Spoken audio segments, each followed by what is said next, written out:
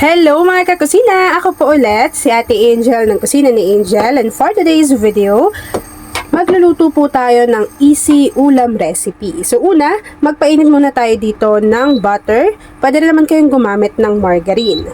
And pwede na rin po kayong mag-ready ng bawang.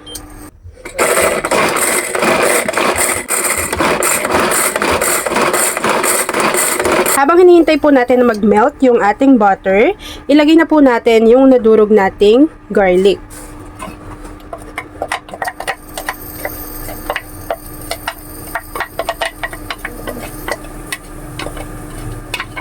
Yan. So, kapag mas maraming bawang kasi, mas malasa yung kakalabasan ng ating recipe. Yan. Tapos, isasabay lang natin yung paggisa ng bawang sa pagme-melt ng ating butter. Para hindi po siya ganun masunog. Yan. So, maglagay lang po tayo ng paminta. Maglagay tayo ng chili flakes. At continuous pa rin po natin tong lulutuin dito sa ating kawali. And yes mga kakusina, yung ating recipe today ay sobrang bilis lang pong gawin. Kapag light brown na yung ating garlic, maglalagay lang po tayo dito ng banana ketchup. Yan, so tansya-tansya lang. Siguro around 6 to 8 tablespoons. After adding ng ating banana ketchup, haluin lang din po natin ito para maluto yung banana ketchup dito sa ating kawali. Sobrang dali lang ng ating recipe.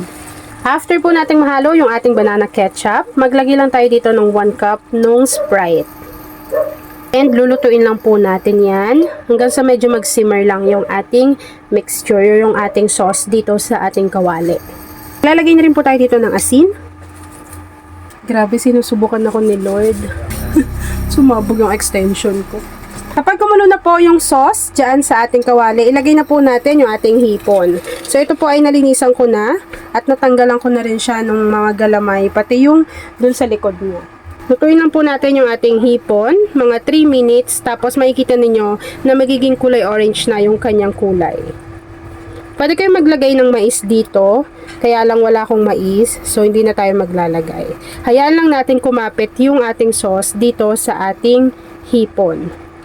Kung gusto niyo naman na medyo kumapal yung inyong sauce, pwede kayong gumawa ng slurry. Maglagay lang kayo ng cornstarch, water, haluin nyo lang yun, tapos ilagay nyo na dito.